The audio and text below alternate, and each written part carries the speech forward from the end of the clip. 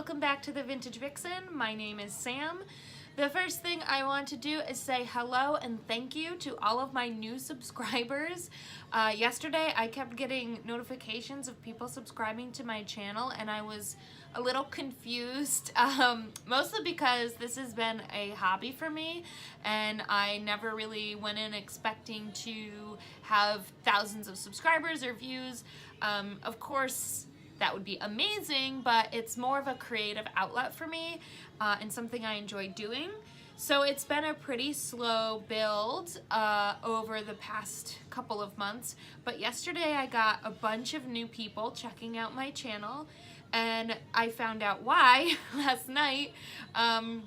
Heather at How to Be Fancy had posted a video of her favorite new YouTubers and I was incredibly honored to be included on that list.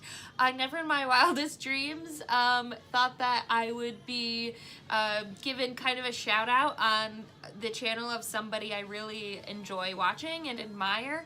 I've actually only found Heather's channel not too long ago, but I have been binge watching her videos ever since.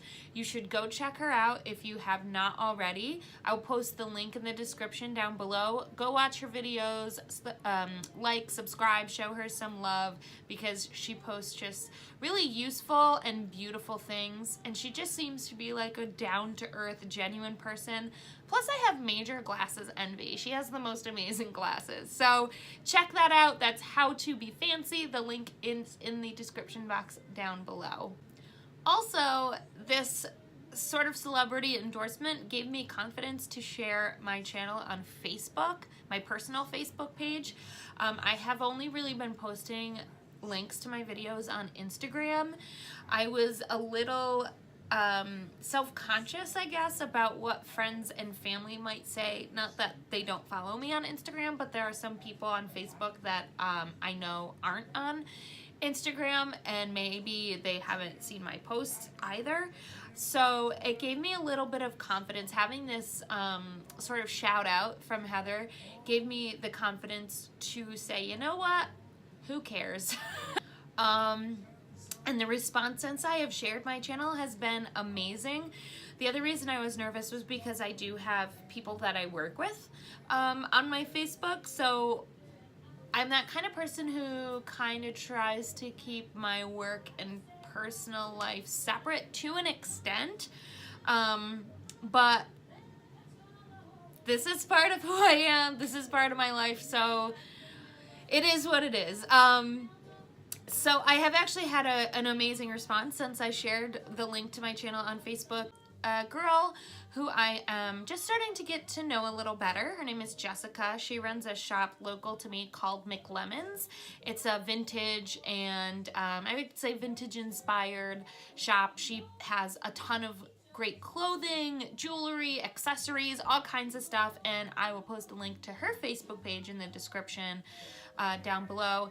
She shared my channel on her shop page and I'm just like, I have the warm fuzzies today. So I just want to say thank you to everybody who has taken the time to come and check out this channel and go on this crazy journey with me, and I hope you enjoy it because I have fun making these videos. Okay, so now the topic of this video, monthly favorites. It is March, it is a brand new month. I have faith that spring is coming, even though we did just get a huge snowstorm here in the Northeast yesterday.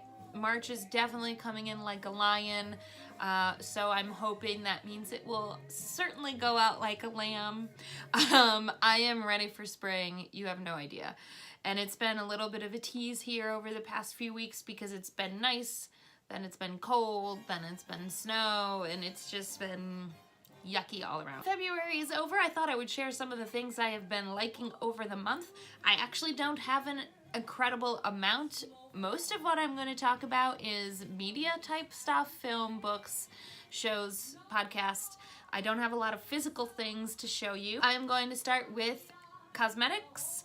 The first thing is the NYX Jumbo Pencil in Milk. I have seen a lot of the YouTubers I admire using this for years, and I was in Target at the beginning of February and saw it there. So I was like, you know what, I'm gonna try it. And I have been loving it. I'm using this mostly as an eyeshadow base. If you watched my Divine inspired tutorial or my Get Ready With Me, you've seen me do this. It's already kind of down to the little nub. I did see in Target, they have the NYX eyeshadow bases. They're like little, they come in like little pots, and they do have a white base. So I might go and get that. And use this for other things, but I really, really like this. It's creamy, it blends really well, and it's been a really nice base for my eyeshadow. Next is another NYX product. While I was overlooking at the eye pencil, I saw they had some liquid lipsticks. Now, if you watched my January favorites video, you heard me say, I don't really wear a lot of liquid lipsticks. Well, for somebody who doesn't really wear a lot of liquid lipsticks, this is the second month in a row I will have one in my favorites. So I picked up this NYX Liquid Suede. It's a cream lipstick, but it applies in a liquid. Does that make sense? And the color is in Kitten Heels. It is this beautiful red. I'm wearing it right now. This is the applicator, the little doe foot. It goes on really smooth and easily. I don't generally have to do more than one coat. It goes on great. As far as the how long it lasts, I would say probably it's not as durable as a true liquid lipstick, like the Kat Von D Everlasting liquid lipsticks or anything like that. It does come off when I drink or, you know, eat. You can't really see it on here, but there is lipstick on the glass. When I wear true liquid lipsticks, that doesn't happen. But I think that's because this is like a combination of a liquid and a cream. Even though it is kind of like that combo cream and liquid, I do still have to use makeup wipes to get it off, or makeup remover. I find if I'm just using like a paper towel or something, it does not come off. My only complaint with this is I find that it tends to get on my teeth a lot. So I have to be very conscious and aware of the fact that this lipstick transfers onto my teeth. I find that especially happens after I've eaten or drank with the lipstick on. So a very small price to pay for the product. I really like it, and I have been wearing it pretty frequently throughout February. The next item is something that I have been using regularly for quite a while. So the product itself is not technically only a favorite for February. I had wanted to include it in January and forgot. But the scent that I am using is totally different than what I've used before. The scent is really why it's my February favorite. And that is the Batiste Dry Shampoo. Any vintage girl knows that dry shampoo is your best friend. There are a lot of different options out there. A lot of brands are now making dry shampoos that you can buy in Walmart or the drugstore, but Batiste is the one that I have seen the most. I've heard a lot of people talk about it, and I have been using it for a couple of years now. They sell it at TJ Maxx. You can get it for a little bit of a deal. That's actually where I got this one, and it is the giant can. It's not even the regular size. This is 13.46 fluid ounces. So this is the big can, but I've also seen it now at Walmart. I think Target has it, and they sell also the little travel sizes, which is really useful. But this scent, Tropical, was a new one for me that I started using late last year. Obviously, you can see why I bought it, because of the packaging.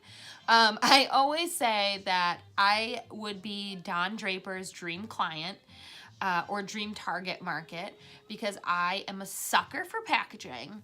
And this smells so good. So this is gonna sound really weird, but the reason I like this smell so much is because it reminds me of Las Vegas. If you have ever been to Las Vegas, each casino kind of has its own particular scent. That is because you can smoke in Las Vegas casinos. So they are heavily filtering the air and pumping in this like air freshener basically. So every casino kind of has its own scent to it. And this one reminds me of the Orleans, which is where Viva Las Vegas is held every year. So the scent itself kind of really makes me happy because it reminds me of going to Viva Las Vegas. But I do like it apart from the fact that it smells like the Orleans. So maybe I'm weird, but I don't care. I like it. I think this was like $8 at TJ Maxx for the big bottle. So check out your local TJ Maxx or Walmart if you are looking for a good dry shampoo. Batiste is where it is at. So that's it for my beauty and cosmetic products actually for this month. In terms of TV, I have become sort of obsessed with Desert Flippers. It's on HGTV. It is hosted by a couple, Eric and Lindsay Bennett, and they live in Palm Springs, and they basically flip houses in Palm Springs. So one of the things that kind of bothered me when I first started watching it was that I thought the hosts were super annoying, but they've actually kind of grown on me. I am enjoying watching them together now. And also one of the things, of course, I'm screaming at the TV when they're getting rid of these beautiful mid-century features in these homes. Now, don't get me wrong, the houses need work. Oh my God, do they need work? Some of them are just, ugh. And I'm sure there are some things staged because it is reality TV, and how much of reality is in reality TV, I couldn't tell you. But some of the homes that they do get, I wish they would try a little bit more to save those mid-century features. I mean, there was one episode where they had a 1940s bungalow, and some of the comments they were making were just pissing me off so much. But, I mean, why would you go to Palm Springs if you don't want to go there for mid-century modern? I don't get it. But that's just my personal opinion. I have sort of become obsessed with watching the show and seeing the transformation of these houses. So, Desert Flippers on HGTV. Check it out. For books, I just finished Lafayette in the Somewhat United States by Sarah Vowell. I don't have it with me because I loaned it to a friend. I listened to the audiobook when it first came out. It was like 2 years ago, I think, 2015. And the audiobook was really good. It featured a lot of cool voice actors. It was narrated by Sarah Vowell, but it featured a lot of different voice actors like David Cross. I believe he played Baron von Steuben. Ron Swanson, I can never remember the actor's name. He played George Washington. So there were a lot of really neat voice actors in it. But I wanted to read the book. It had been a few years since I listened to the audiobook, but I find that I absorb information much better when I am reading it rather than listening. So I bought the book in last July, and I just finished reading it. And I really enjoyed it. It was very good. Again, a lot of the content was stuff I had already heard, but there were things that I missed the first time around. So I enjoyed the book very much. Lafayette in the Somewhat United States follows the story, of course, of the Marquis de Lafayette during the American Revolution and his return visit to America in the 1820s, and it was really good. Sarah incorporates her sense of humor and her wit into all of her works, and it just makes them such a joy to read. So if you're looking for something fun but educational, check out Lafayette in the Somewhat United States by Sarah Vowell. And lastly, podcasts. As I said in my first favorite video, I drive a lot and podcasts keep me company on my long commutes to work. So I started listening to Someone Knows Something. This was another podcast that was recommended on My Favorite Murder, and they had talked about it before quite a few times, but I never checked it out. And so I was kind of like, I'm looking for something a little bit different to listen to, but sort of still in that true crime vein. So I listened to the first season of Someone Knows Something in record time. The episodes were kind of short. They were about a half hour or 40 minutes. In the second season, they are a little bit longer. And The first season is the investigation of the disappearance of a 5-year-old boy in the 1970s named Adrian McNaughton. It's done by CBC, so everything is in Canada, and it was just so good and heartbreaking, and David Ridgen, I think, does a really good job of letting the people tell their stories and trying to help them. The frustrating thing is there's really no conclusion at the end of it. Like, there's no aha moment where they find out what happened to Adrian. And I mean, that's the reality of a cold case. I knew that logically going in, that wasn't going to be what happens, but it was still incredibly frustrating for there not to be an answer or a resolution. But they have been posting updates whenever they find something new. There's a new update that they share. Right now I'm listening to season 2, which follows the disappearance of Cheryl Shepard in the 1990s. She disappeared a couple of days after her proposal to her fiance, Mike Lavoie. So, someone knows something. Check it out. The funny thing, though, is because it is in Canada, a lot of the accents remind me of the Trailer Park Boys, which makes me laugh a little bit, but you know, the podcast is great. It's really, really good. So that is it for my February favorites. I hope you all had a wonderful month and are looking forward to spring as much as I am. I have a few videos planned coming up, including another installment in my I Am Divine palette tutorial series, and a few other things up my sleeve, which will be coming in the next several weeks. If you like this video, please don't forget to subscribe to my channel so you can get updated every time I upload a new video. And let me know down below what things you have really loved in February, what your favorite things were, kind of like Oprah. What are your favorite things? I hope you all have a fabulous day wherever you are, and until next time, cheers!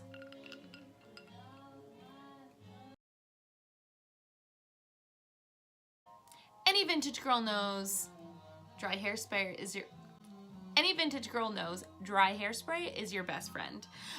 Sometimes my hair is made up of 25% dry hairspray, 15%.